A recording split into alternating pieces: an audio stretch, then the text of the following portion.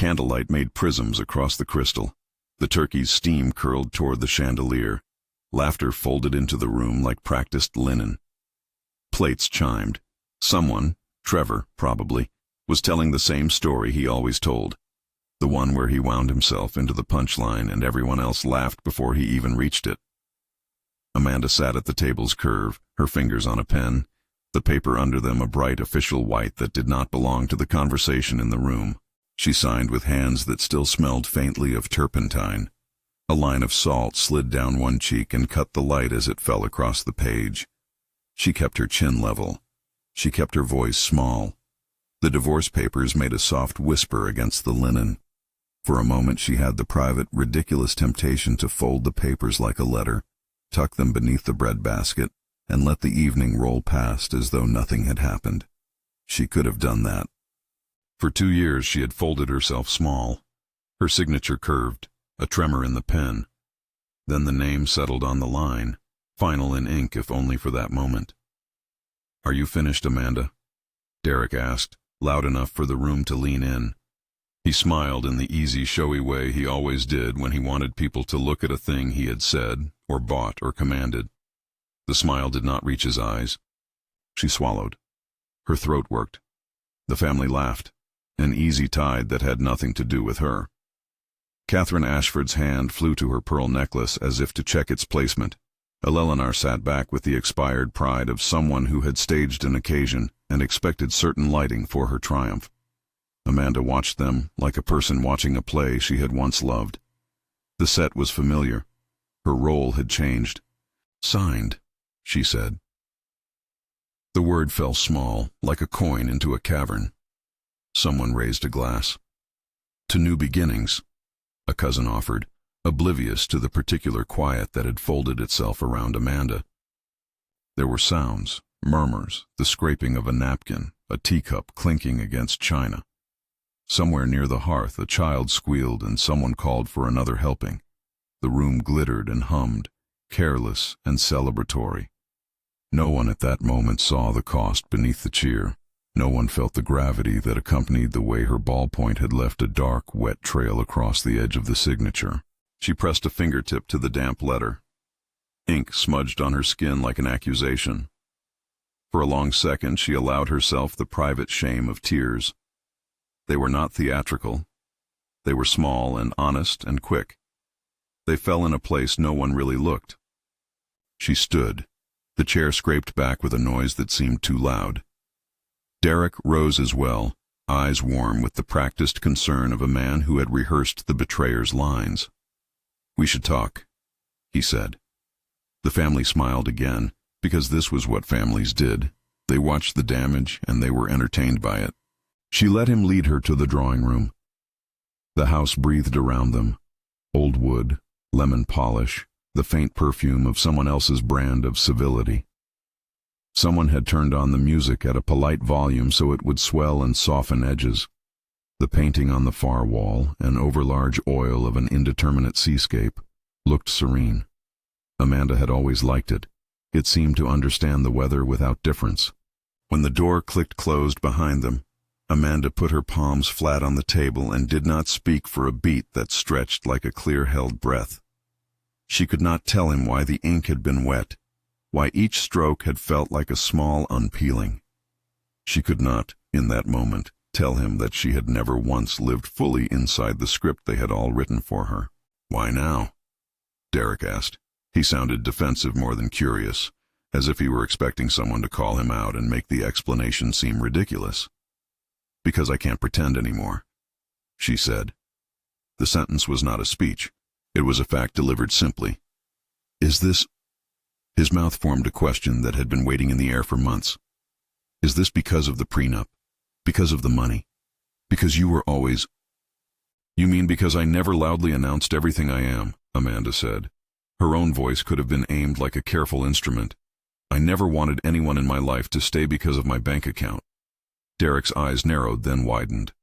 "Amanda, you know I love you." She let the words be an object in her palm for a second. "Love isn't always a cloak that covers everything," she said. "Sometimes it's a mirror." He took a step. "We can work this out." he said, earnest and small. "We can work it out if I keep pretending?" She smiled then, enough of a curve to be almost dangerous. "We kept pretending for 2 years.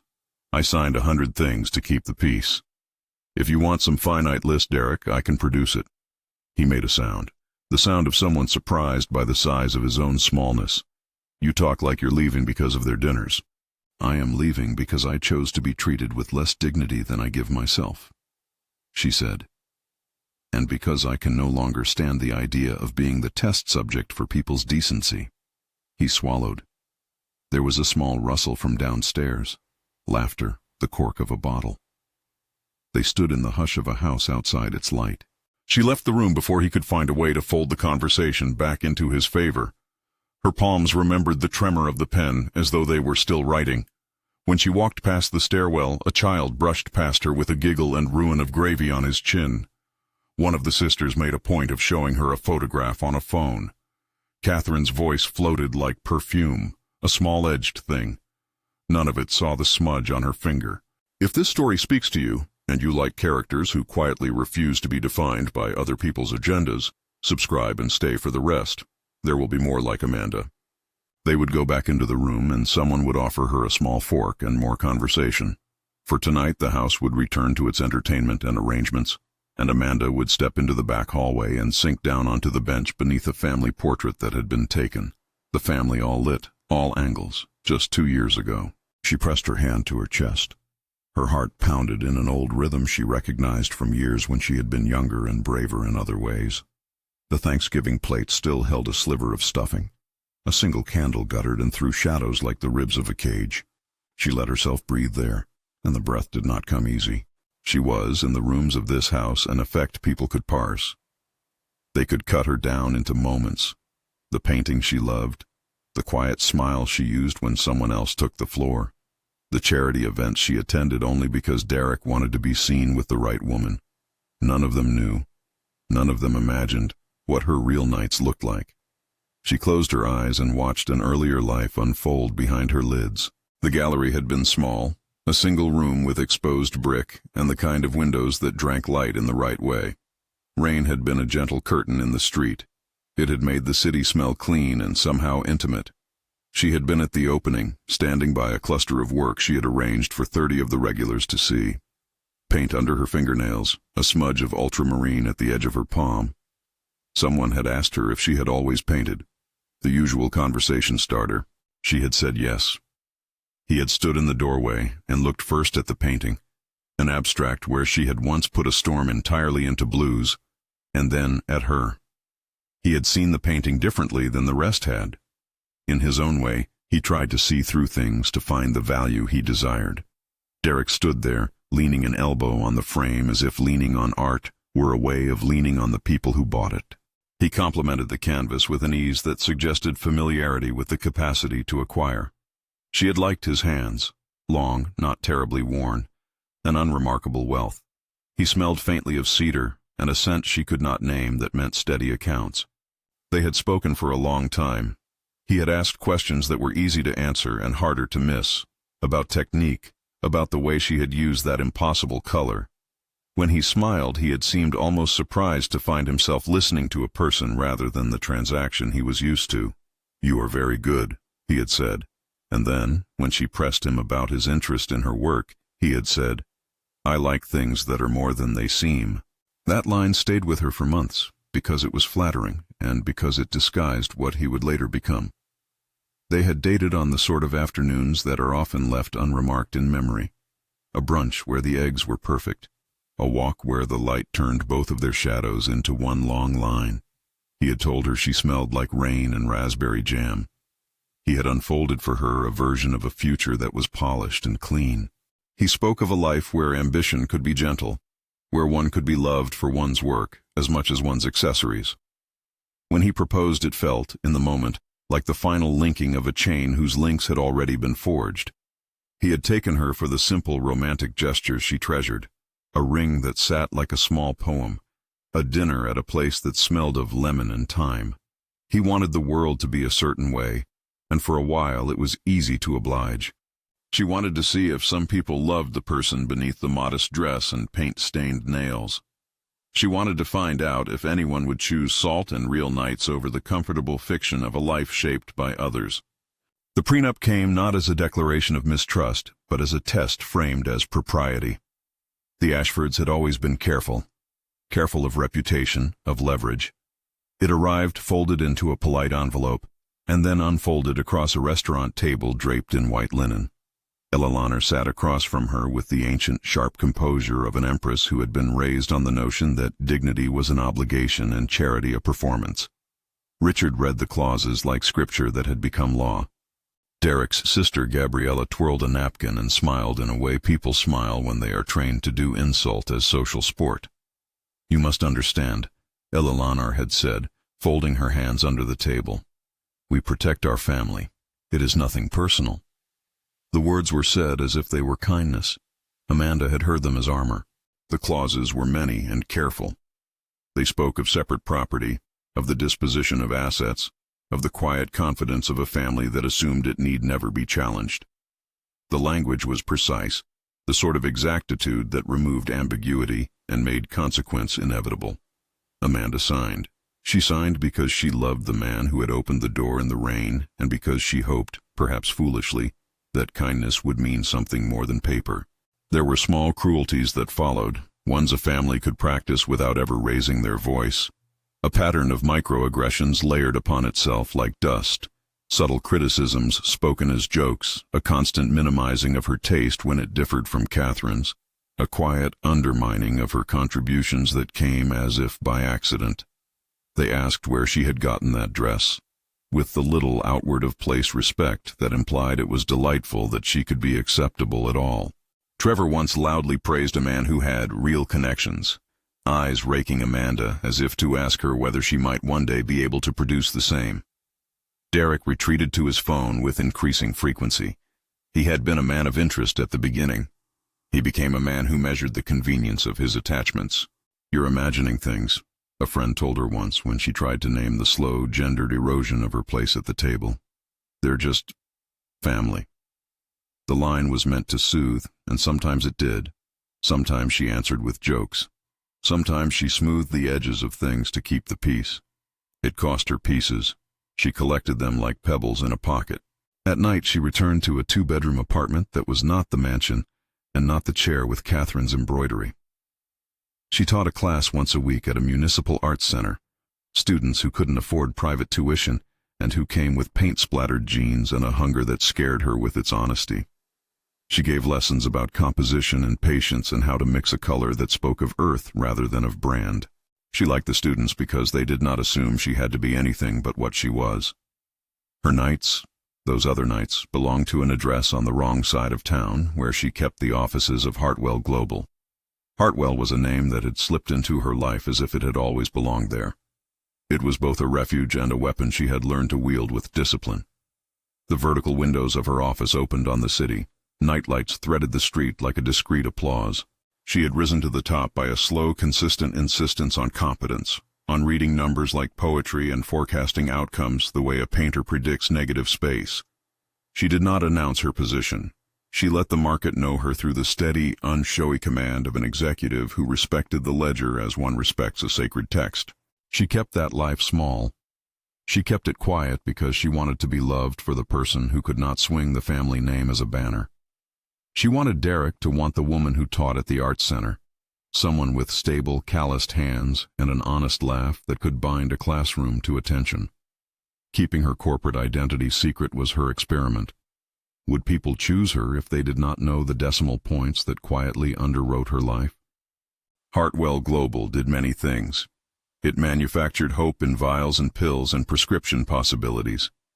It was not a company of villains. It was a company of people who woke up in the morning and did their jobs. They shipped orders, filed reports, cabled invoices. Amanda's presence at the top had been steady, the sort of steady no one remembered until its absence was noticed. Sterling Pharmaceuticals was another matter. It sat across the river, older and proud in the sort of way that made it brittle. Richard Ashford had been at the helm for decades. He had run Sterling with the same hand he used for the household ledger. Rigid, invested in tradition, reluctant to accept change unless it arrived wrapped in his name. Under him, the company had sequence and expectation. It had also accumulated the kind of complacency that numbers could not disguise until they began to sharp-tooth gnash. Amanda first saw the problem in a quiet briefing when Jonathan Pierce walked in with numbers that looked like they had lost their color. He kept his voice measured. He had been with Hartwell for years and had the impatience of professionals who had little time for melodrama. "Sterling's cash flow looks weak," he said. "Receivables are aging. Inventory turnover is slow. They have a set of loans coming due this quarter that, if recalled, will create a liquidity gap." She had absorbed it and felt it the way you feel a cold. The body tightens and responds. It was not her problem by public profile. Hartwell and Sterling had been close partners. Then she read another paragraph. "Board governance is lax. Major procurement decisions are routed through family-approved vendors with questionable bids. There's a concentration risk they haven't addressed. If the Ashford board can't secure bridge financing, they're exposed." She watched the numbers like someone watching a slow spill of paint bleed down a canvas. It would take time, but it would be ruinous. People would lose their jobs. Families would face a December where a paycheck did not come. She had seen too many of those faces in her recruitment files. An operations assistant who paid for school, a shipping clerk who had a mother in assisted living. She did not know Sterling's workers. She knew the human shape of payroll. She set a meeting with Diana Foster, her CFO. Diana had been with Hartwell a decade. She and Amanda worked with a tacit shorthand. Diana read spreadsheets the way some people read poetry. When Amanda suggested they consider a loan to Sterling, Diana's eyebrows drew tight like parentheses. "Why?" Diana asked plainly. "Because we can keep them afloat, and because if they fail, people pay for it," Amanda said. "It's that simple." Diana made a calculating sound. "It becomes Hartwell's problem. If we put in capital, the optics are—" "We protect 400 jobs," Amanda finished. Her voice in that room carried a different gravity from the one she used at dinner parties. "We may also stabilize a supply chain. But primarily we don't want to be the company that watches people fall when we could have acted." They crafted the terms to keep everything legally scrubbed and contractually sound. They would inject a bridge loan. Legal would structure it as a loan facility with transparent collateral, covenants, and a withdrawal provision rooted in standard good faith breach clauses. Alexandra from legal, with the steady typing fingers, drafted language that struck the balance between enforceable and fair, a contractual withdrawal right under the agreement's good faith breach provision, a 90-day window to act if material misrepresentations or governance failures came to light. It was ugly legalese dressed up as precaution. It was, in the real world, the reasonable instrument of a lender. Amanda insisted on one additional clause that made some of the board members at Hartwell wince for reasons she never quite understood. It was not a market clause or a yield covenant. Instead, it was small and almost ceremonial. The borrower would disburse a token monthly payment of $1,000 to the anonymous lender as acknowledgement of the lending relationship. "It looks petty," Diana complained. "It looks like you're charging them a fee of the soul." Amanda smiled. "It's not a fee," she said. "It's a test." "Of what?" "Of decency," she said. "Of whether the people who accept help will demonstrate basic respect. If matters are reduced to gratitude, we should know it." They argued about optics. Jonathan asked whether the $1,000 payment risked becoming a political joke in the tabloids if the connection was made. Amanda told him not to be a coward. She wanted a clause that showed something, and she wanted it small enough to be laughable to those who intended to mock it. The idea was to see whether the recipients would do the wholly human thing, send a thank-you note, maintain a modicum of dignity, keep their heads up, or whether they would treat the assistance as a pawn meant to be used and discarded. Hartwell wired the funds under an anonymous entity. They went through the motions of corporate discretion because Amanda wanted the help to appear as if it could come from any philanthropic source. The papers signed. The trustees moved. Sterling's board accepted with the sort of stingy gratitude families like the Ashfords display. Duty and a performance of humility masked as relief. The donation was discreet but not invisible. A small statement circulated on the morning feeds, thanking a generous private investor. Photos of Derek standing before reporters appeared, and in them his smile seemed to stretch larger, as if scaffolding had been put under his shoulders. The family took to calling the Savior our mystery angel, with a certain gloating charm. There was a party planned for Thanksgiving, a celebration of supposed rescue that would be equal parts gratitude and spectacle. Eleanor had pressed her palms together in delight when the invitation arrived. She waxed poetic about providence and the right sort of people deserving the right sort of luck. Meanwhile, Amanda's life kept the lonely symmetry of someone living out of two cupboards. In the daytime, she mixed pigments and taught a class of 30-year-olds who painted houses and faces and truths they had been told they did not have. At night, she signed authorizations for millions. Her name rarely appeared in press releases. She preferred it that way. The secrecy had been part principle and part experiment. She wanted to know whether Derek would love someone who was only a neighbor of financial power, or whether he would love the person she was when measured against a life not defined by cash flows. For months, she watched him, aggregate data and dinner plates as though both were text she could read. He performed affection and then retreated to the side where his family curated the narrative.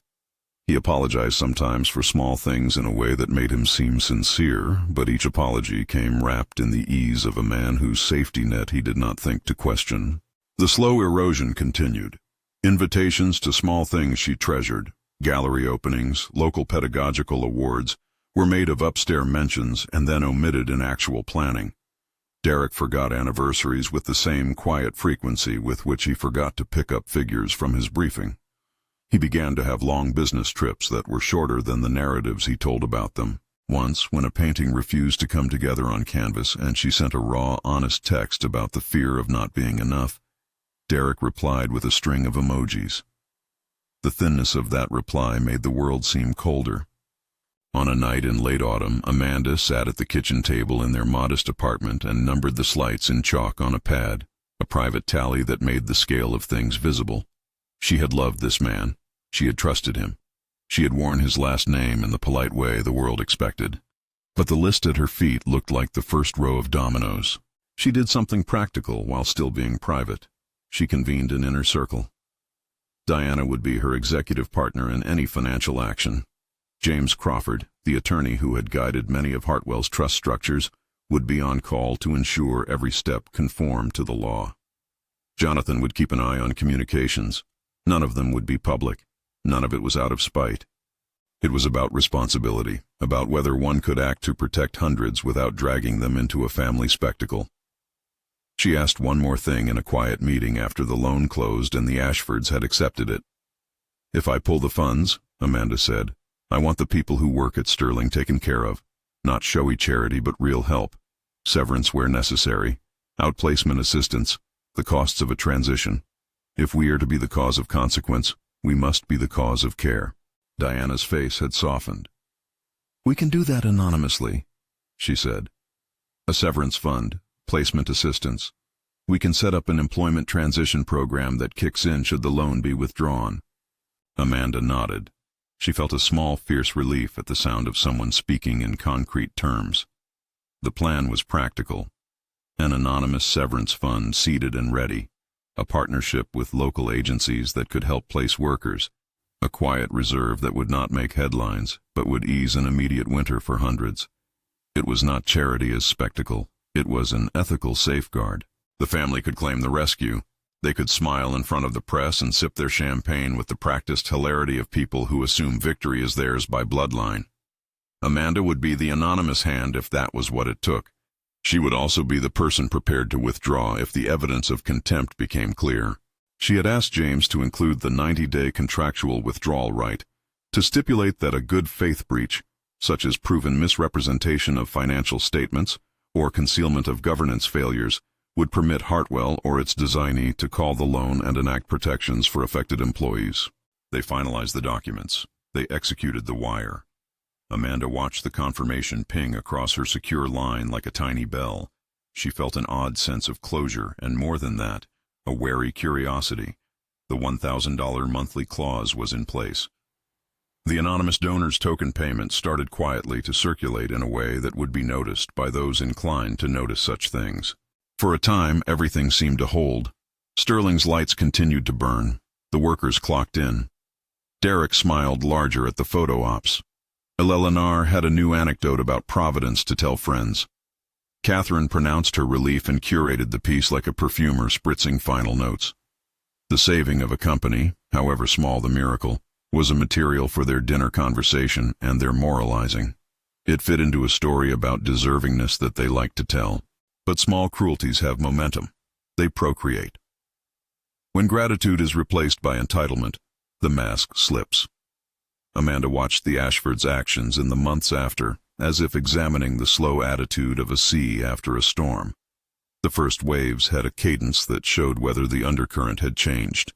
Reports come in, and numbers are checked. A procurement file appears with a bidder list that reads like a family ledger. A supplier invoice is doubled. A meeting is scheduled where a board decision is obscured in euphemism. Small things, but each quiver raised her eyebrow. There was a night when Jonathan slid a report across the desk and said, "Look at this line item." The line item had a vendor that did not provide anything close to the service build. The purchase orders were backdated. An invoice had a signature that, when traced, matched an internal counsel who denied knowledge. James, when he read the emails, frowned until his whole face looked small and tired. "This looks like governance failure," he said. "If this were a company with external oversight, we'd flag this. It's enough to pursue the withdrawal phasing." Amanda did not act out of a desire to punish. She acted because fences had been burned, and a company and its employees were left depending on the good faith of people who had begun to think of generosity as a performance. She sat up straight in a way she had learned at board tables, and made a decision she had rehearsed quietly. She would wait until the Thanksgiving celebration, see what evidence of contempt appeared in their behavior, and if it was as plain as the numbers suggested, she would use the contractual provision to call the loan. The months between the loan and Thanksgiving were an exercise in watching. Derek's texts became more performative. He began to speak at charity events with the blandness of men who had learned to give the lines more than the minutes. The family became loud with stories of their angel. Their gratitude was like a loud pocket that made the room feel small. On the day of Thanksgiving, Amanda dressed in a muted dress that could have been a statement if anyone had noticed, but people rarely noticed anything but their own reflections in the mirror. She arranged her hair simply. She put on no jewelry. She took the divorce papers in because she did not want to, leave them in a room where laughter could toy with them like a cat with string. Her plan that evening was made of small things, practical and legal. James would be on call. Diana would have the severance fund ready to deploy if the pull of the loan precipitated an event. Jonathan would keep lines open for communications. They would not crash the dinner. They would not stage a spectacle. If the family behaved in ways that breached good faith or revealed that the loan had been accepted as a token instead of as a lifeline, Hartwell would do its duty, call the loan, protect the innocent, and allow markets to take their course. She signed the papers. Her tears were not a triumph nor a spectacle. They were, for now, a private thing. She folded the papers into the leather folder she had brought. She watched the room from the back of her eyelids as she had learned to do, as if the room were a painting and she were only the one who could name its sorrows. When Derek told everyone that he had something to announce and produced the petition for divorce like a stage prop, the room clapped and shifted and refocused. He read her as someone who had been caught in a cheap drama. He treated the spectacle as though it were a performance that would elicit his family's protective laughter. Amanda signed anyway. Ink dried against the linen. She let the tears slide. She let the paper hold them and become part of its grain. She could have left without anyone knowing she had done anything else that night. She could have walked out and let the family have its triumph of humiliation and the story they meant to tell. But she had arranged other things. In the privacy of a coat room, she took out her phone and composed a brief, professional message in a secure line. It was addressed to James, Diana, and 2 others on her team. The message was precisely what it needed to be: factual, measured, and small. "Initiate contractual withdrawal," she wrote. "Good faith breach concern. Proceed under the 90-day provision. Activate severance fund and placement program. Keep anonymous. No press." She paused before sending. Her thumb hovered for the length of a long breath. She thought of faces, of the assembly line worker who fixed car parts, of the pharmacist's assistant who had a child in college, of the custodial team who had stayed through pay cuts because they believed in stability. She thought of the students in her class who counted hours by the rent. She thought of their laughter and the fierce hunger in their paint-splattered hands. Then she pressed send. It felt like the smallest possible thing and the largest at once. It was not vengeance. It was consequence. It was the clean enforcement of a clause written to preserve integrity. She had not wished harm. She had selected a legal instrument to address harm already mounting. The withdrawal provision was the lever she had authorized and which the law permitted. She had given direction for care to follow if the structural consequences necessitated it. No trial by social media, no podium. Just the meat and bone care of protecting 400 livelihoods while allowing corporate governance to resolve what needed resolution. In the room beyond the coat room, someone popped a cork. Plates were cleared. Amanda smoothed her dress and returned to the table with an expression that strangers might read as the courtesy of a woman who had been reduced. Derek smiled at her as if to say, "See, this is the performance you wanted." Catherine patted the arm of someone across from her and offered a low, satisfied hum. Amanda lifted her head, and for the first time in months she felt the clarity of someone who had terminated an experiment and accepted the test's result. She had signed, literally, and she had also acted. The two actions did not contradict each other. They fit together like a proof and its corollary. A servant came with coffee and something sweet. Amanda accepted the cup. It was warm in her hands. In the bottom of the mug, a smear of cinnamon looked like the shape of an island. She watched its edges. She had always liked small details. The house laughed on. Someone requested the carving knife be passed.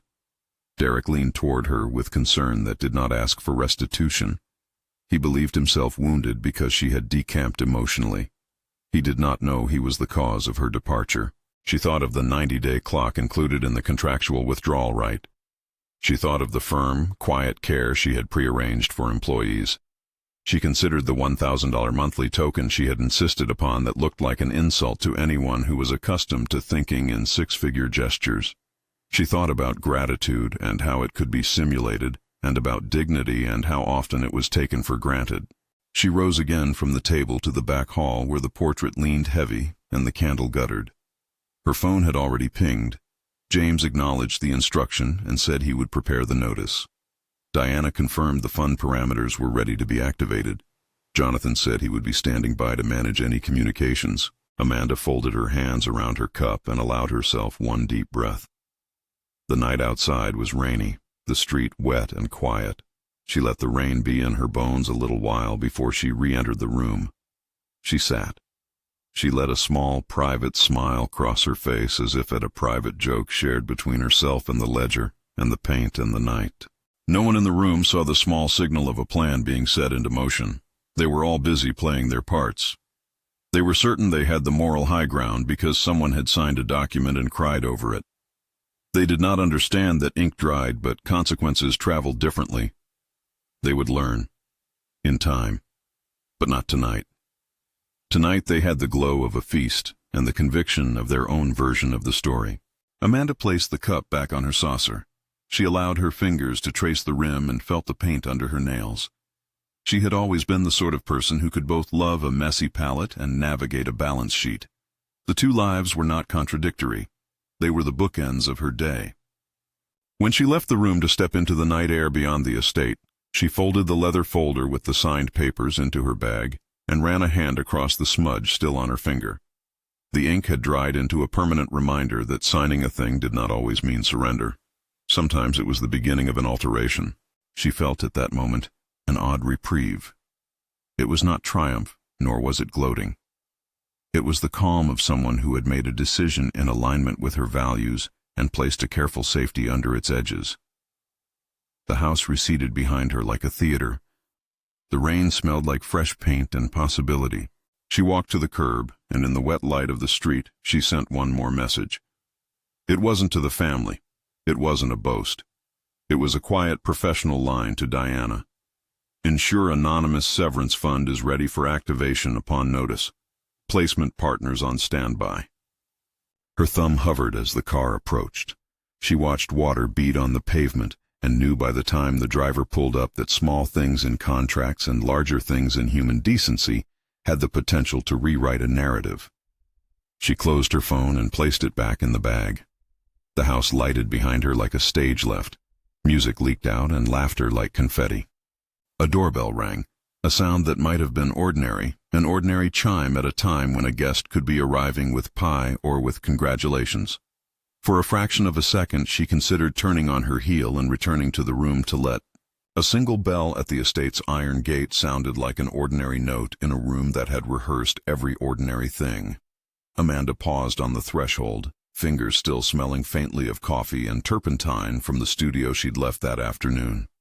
For a breath, she considered going back inside, taking the folder with the signed papers and letting the night swallow what it could. The rain made a soft smear on the stone steps.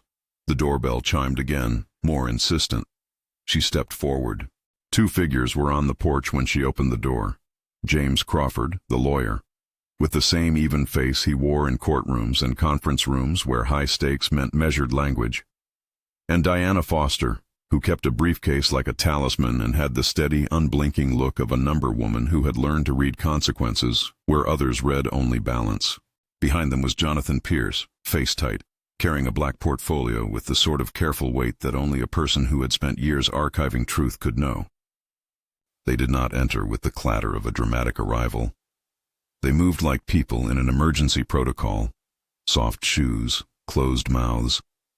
James gave Amanda a small private nod that contained both apology and certainty. She returned it. The front door closed behind them. The house was a bright theater a room away, but here on the porch the air felt like a library, cool, deliberate, pared down. Inside the drawing room, people continued their performance. Derek had sat down in a chair that gave him the posture of a man at ease. He did not yet see the needle that had been threaded into the evening. Eleanor was mid-compliment to a cousin. Catherine rifled more perfume onto her wrist in response to someone's remark about the table linens. No one knew that beneath the linen and laughter, Hartwell's legal instrument had been set in motion. James spoke only when they were finally in a small, private vestibule away from the room. His voice was the voice of documents. "We are serving notice," he said, sliding an envelope from his coat. He did not speak the words dramatically. He spoke them like a man who officiated at legal consequences, necessary, inevitable. Amanda's thumb brushed the smudge of ink on her finger. It still felt like a secret in her skin. They re-entered with no fanfare. James approached the long table and, with a gravity that required no shout, said, "On behalf of Hartwell Global and pursuant to the loan agreement executed on behalf of Sterling Pharmaceuticals, we hereby give formal notice of intent to exercise the contractual withdrawal right under the agreement's good faith breach provision." The phrase had the texture of inevitability.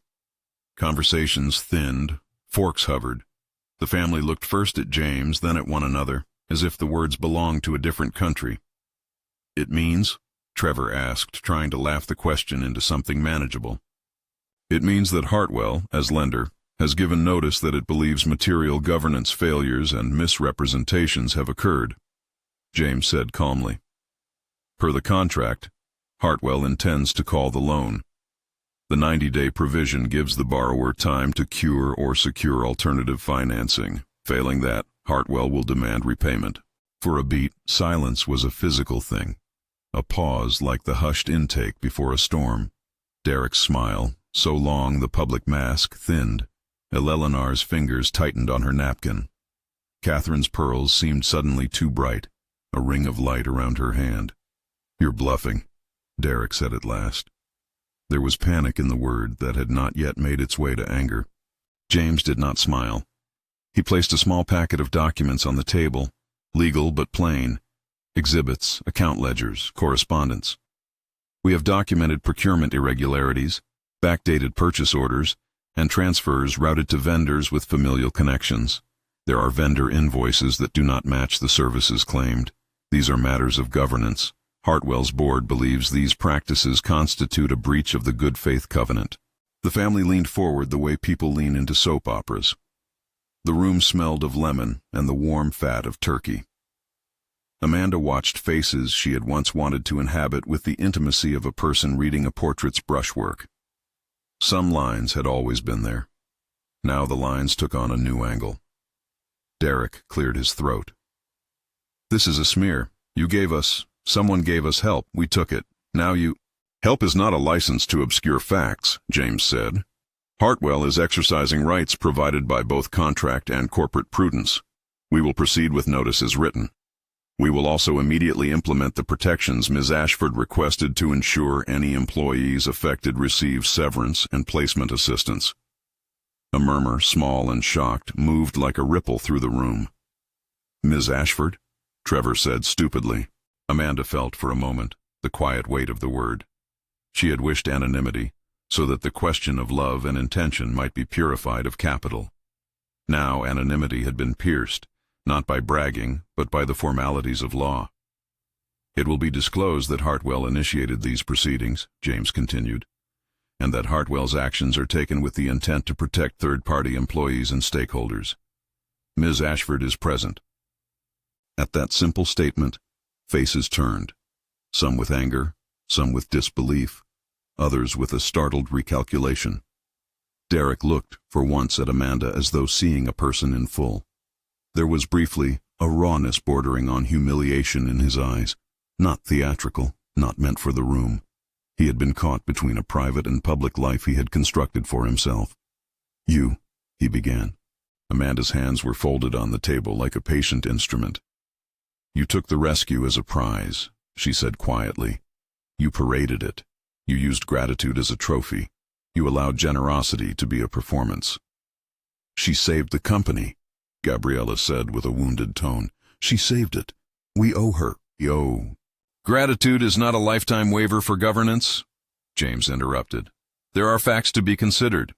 Hartwell is giving formal notice so that the board can act to cure or refinance.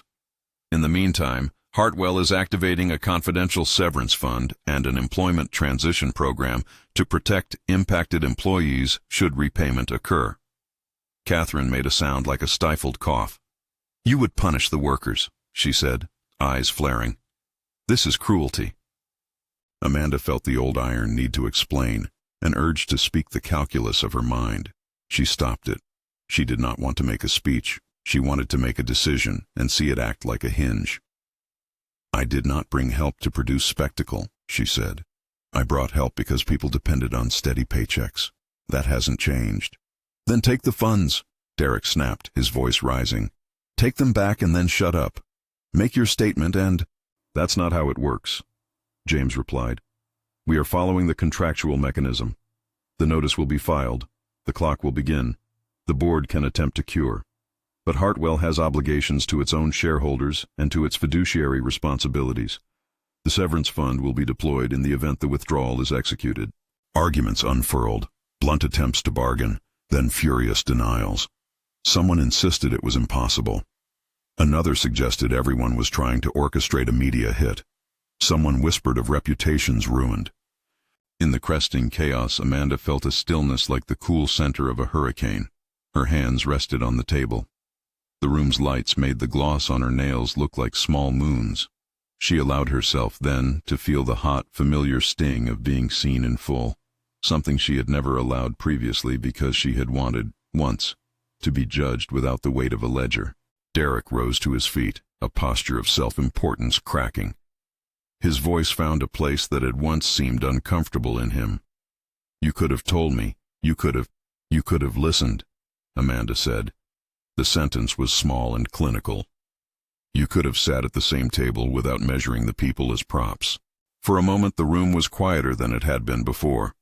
Then accusation rolled on, and the night became a small storm of recrimination.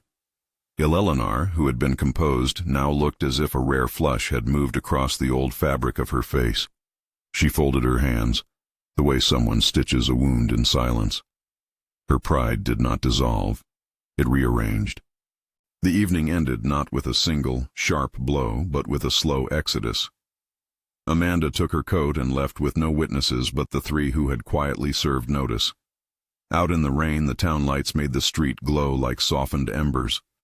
She breathed in the small acid of the wet air and felt the legal machinery begin to click toward consequence. Over the next 48 hours, corporate wheels turned in ways Amanda had watched for years. Hartwell's counsel filed formal notice with Sterling's board. The bank syndicates reviewed their loan covenants. Sterling's outside auditors, roused from a complacent sleep, began to ask better questions.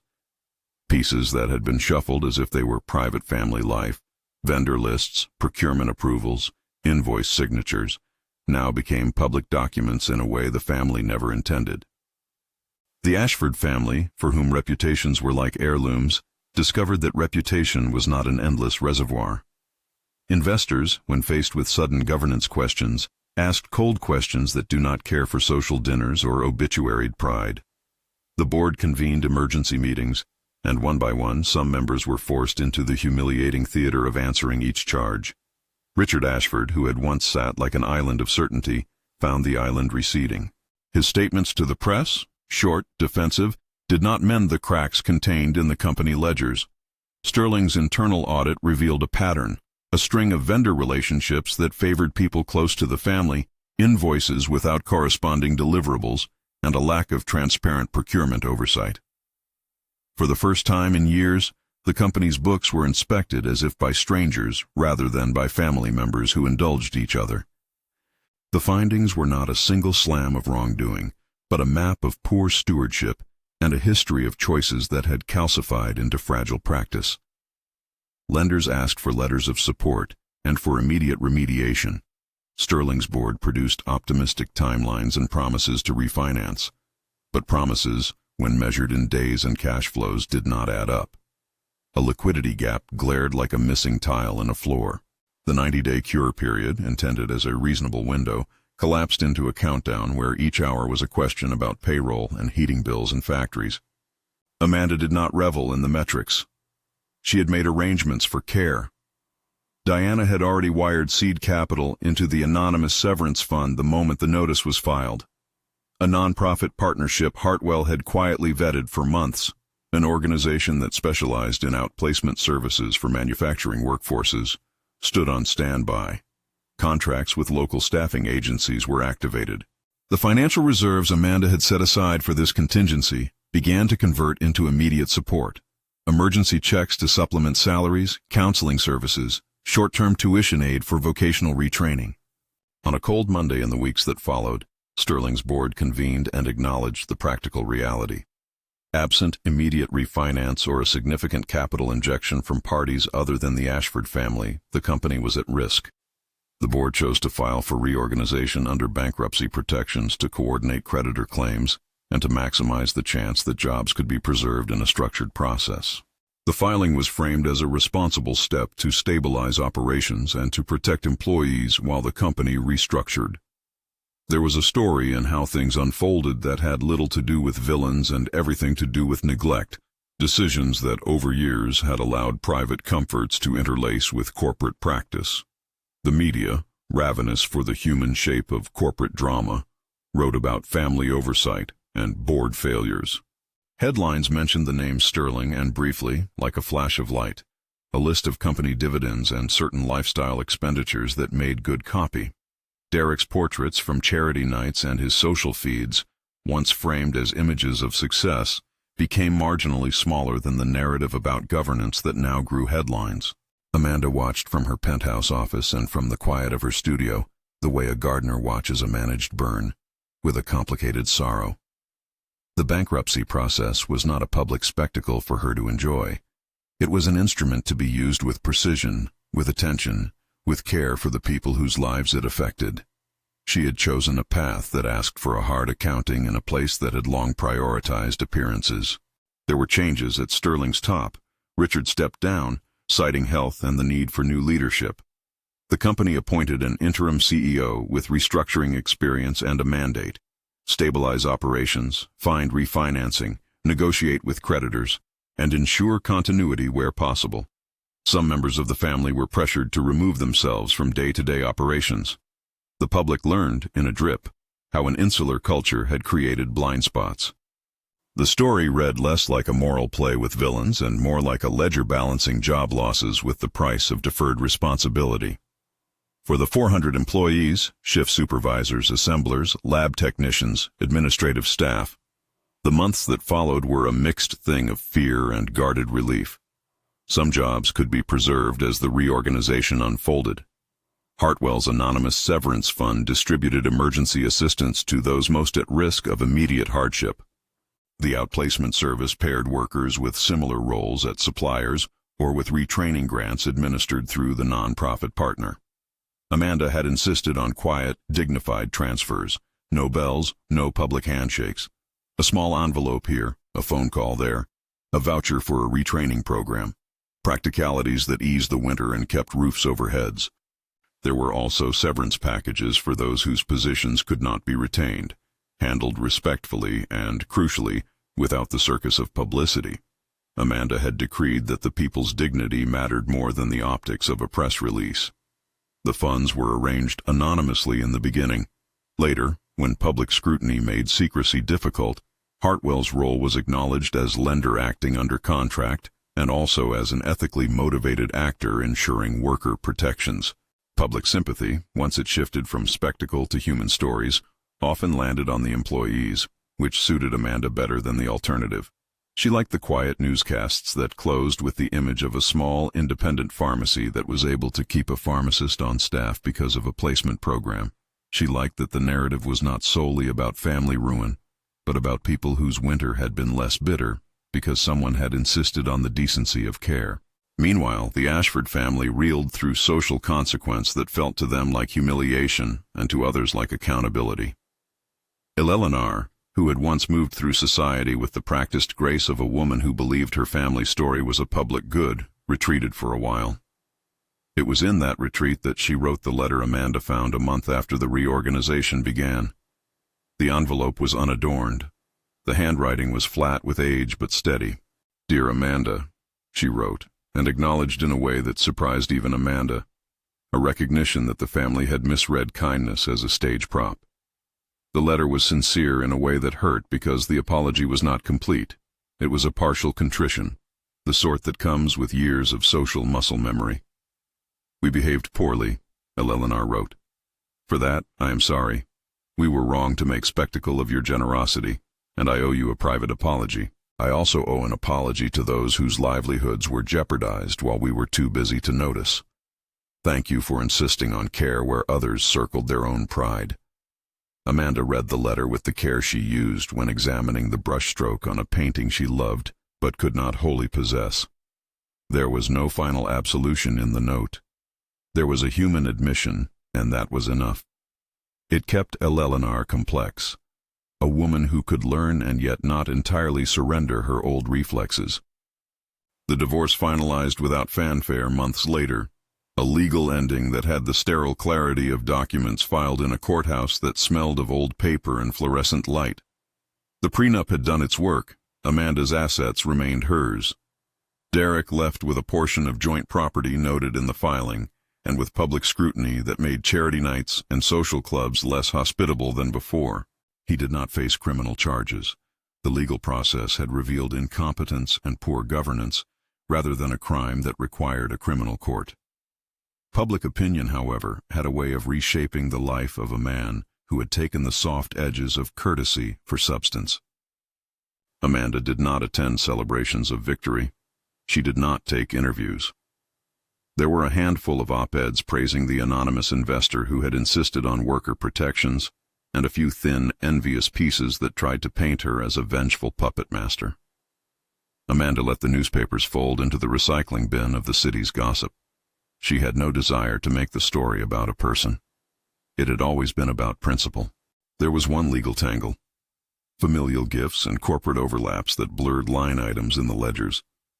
Auditors, working through the bankruptcy process, found that certain family expenditures had been covered in ways that, while perhaps not criminal, were a poor fit with good governance.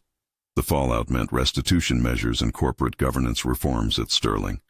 The board established stricter procurement oversight and created a new independent audit committee. For the Ashfords, this meant learning that privilege could not be a corporate policy. For Sterling, it was an awkward but necessary course correction. Derek faded from the public's front pages the way a photograph left to the sun grows paler. a slow diminishment. He set up a consultancy that bore his name and left the glitter of gala nights for small events and a quieter life on the outskirts of local philanthropy. Whether he learned humility in the way the world means it, through steady contrition and changed patterns, was not for Amanda to determine. Her role was not to rehabilitate him personally, but to ensure that harm to others was mitigated. Amanda's life, after the legal dust settled, moved like a painting returning to its palette. She returned to mornings teaching at the Municipal Art Center, where armored aprons and paint-splattered jeans were an honorable uniform. Students came with grocery lists and dog stories and the wide astonishment of people who had never been given such slow permission to practice. There was one woman in a class who had lost a job and who, a year after the bankruptcy filing, began to sell her small watercolor prints online until a boutique asked to stock her cards. Amanda watched that arc with a modest, private solace that had nothing to do with public credit. She also opened a studio, a larger space, on a quiet block where the windows let in the city in slats of late afternoon. She announced it not with a press release but with an email to her students and a small benefactor list. The studio was a place for practice, exhibition, and teaching. It was a commitment to make art that was unafraid of its own messy edges. The opening was intentionally small. A few friends, some students, a modest catering box. No socialites, no cameras. The press snipped a sentence from a neighbor's column and turned it into a paragraph. The piece drifted in local feeds and then faded. On the day she unlocked the front door of the studio for the first public class, she took a box from the back of her closet, the small artifacts of a life she had left behind. There were a pair of cufflinks Derek had gifted her, an old photograph of the two of them on a rainy afternoon, and the wedding envelope with the first signature of the life that had been an experiment. She placed them in the box in a deliberate, careful way. She did not burn them or toss them. She wrapped the cufflinks in tissue as if preserving the remnants of something that had been instructive rather than sacred. She placed the box high on a shelf in the studio where it could look out but not dominate. There was dignity in the act, an ordered stowage rather than a burial or a public burning. It matched the way she had chosen to live. Private reconciliations rather than broadcast triumph. The students gathered. One of them, a young man who worked days delivering groceries and who had taken to watercolor like a new language, asked a question about mixing a color she used to call the color of quiet. Amanda smiled and, as she mixed, told them a small story about how the right negative space can make a line luminous. "Keep the white," she said, and the class leaned in. Sometimes, late after classes ended, someone would ask, no longer to her face, what had prompted her to take the action she had taken. Amanda would answer, in a way that had the modesty of a person who had done what she thought was right, and had no interest in instruction manuals for other people's morality. "Because people were at risk," she would say. "Because I could use what I had to protect others. Because dignity is more fragile than people think." Months became years in the steady rhythm of lessons and canvases and occasional board meetings, where she now advised on governance in quiet, practical ways. Sterling, under restructured leadership, began a slow recovery. The reform measures were mundane: new procurement processes, transparent vendor rotations, the introduction of an independent audit committee. But they were the kinds of things that change cultures not through dramatic proclamations, but through new habits. Occasionally, Eleanor would come by the studio with a vase of flowers and a small, awkward apology she would deliver in the parking lot, and then walk away. The gestures were not grand. They were, however, real. They were the sort of human corrections that took time and humility. The people Amanda had helped still surfaced in her life in small ways. An email about a child's acceptance to a community college program funded by a small scholarship. A postcard of a new job where a former colleague had found steady hours. An invitation to a local fair where one of her students displayed prints in a booth. These were quiet victories, the kind that keep a person warm when the headlines have moved on. There was a final public note, months later, when a community nonprofit awarded Hartwell a small civic commendation for its anonymous role in preserving jobs and initiating a model outplacement program. Amanda attended, not for recognition, but because the nonprofit had done good work. She accepted the certificate and then turned away to talk to a young woman who had once been in her class and who now taught children art in a local after-school program funded by one of the redistribution grants Hartwell had helped underwrite. The camera that tried to make a portrait of Amanda glowed briefly. Amanda stood for a photo, simple and composed, and the brief flash captured a woman whose face held paint and ledger lines together in a single expression. The divorce papers, once inked on that Thanksgiving night, rested now in the legal archive where ordinary things lived. They were a hinge in a life that had leaned toward truth rather than toward performance. Derek moved into a smaller house. Eleanor's dinners no longer sought headlines. The family adjusted, as families do. And Amanda. She taught, she mixed colors. She signed checks to underwrite a scholarship fund in the name of the Municipal Arts Center. She kept teaching because it tethered her to the human shape of effort. She liked the small, stubborn act of someone learning to be patient with pigment on a page. It felt like a moral exercise as much as an aesthetic one. One evening, months after the initial filing, she hosted a small gathering of students and a few friends at the studio. They brought wine and bread and small dishes someone had insisted on making. The room was warm with paint fumes and laughter. She stood in the doorway and watched, this time not as a woman whose life was being parsed by other people, but as a person who had chosen how to use what she had. Her hands smelled of linseed oil and lemon. She lifted a glass and made a private, simple toast, the sort of toast that is a vow rather than a proclamation. To staying true, she said, voice small and steady, to making room for people who try, to the work. They clinked glasses. No one made a fuss about the declaration. No headlines followed them out. The next morning she came to the studio and set up a still life. A small bowl, a sprig of thyme, a sliver of bread. She began to paint like someone returning to a familiar habit after a storm. The brush grew familiar in her hand. She worked in a cadence she had discovered over decades, patient, exacting, generous with color. A quiet life had replaced the glamour she had once been measured by. It fit her better. The world, she had learned, does not require spectacle to be changed. It requires people willing to enact care where privilege once made negligence easy. Weeks later, she received a brief note from a woman who had worked on the Sterling line. Simple, paper stationery. "Thank you," it read, "for the job counseling program. I started at a place that trains medical technicians. We have a steady paycheck. I can sleep again." Amanda folded the note and placed it into a drawer where she kept small correspondences she did not need to display. She felt the small, decisive uplift of something righted, not perfectly, but significantly. In time, the narrative that had played out in a mansion on a Thanksgiving night settled into the city's memory like a story told low and often at kitchen tables. A woman who had been underestimated, who had signed divorce papers with damp fingers, who had used both pocketbook and prudence to secure the well-being of people who had become invisible in the rush of social performance. Some called it justice. Many called it consequence. Amanda called it a measure taken because she had the capacity to act, and because she could not, in good conscience, do nothing. Years later, a student painted her portrait as part of a class exercise, a warm palette, head turned slightly, paint under the nails. It captured more than a face. It captured a particular kind of steadiness. Amanda placed it on a wall in the studio, not in a place of honor, but where the eye would meet it and be reminded of a person whose life had not sought vindication, but had, through action, protected the vulnerable. She never forgot the dampness of the ink on her finger that Thanksgiving night. It remained for her not a stain, but an enduring lesson. Signatures have power. So do the people who write them. The test she had devised with the token payment had not been a trap to humiliate. It had been a measure to see whether gratitude and dignity would be present when generosity was offered. The evidence had been what it had been. Her response had been measured and careful, not cruel. On a gray morning, as autumn leaned toward winter, Amanda stood at a window in the studio and watched students arrive, bundled against the cold. She felt the steady comfort of occupation that mattered, of minds and hands engaged in the craft that taught patience and care.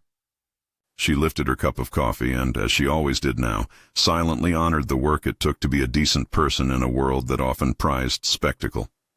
She had not intended to become a symbol. She had only intended to preserve what could be preserved.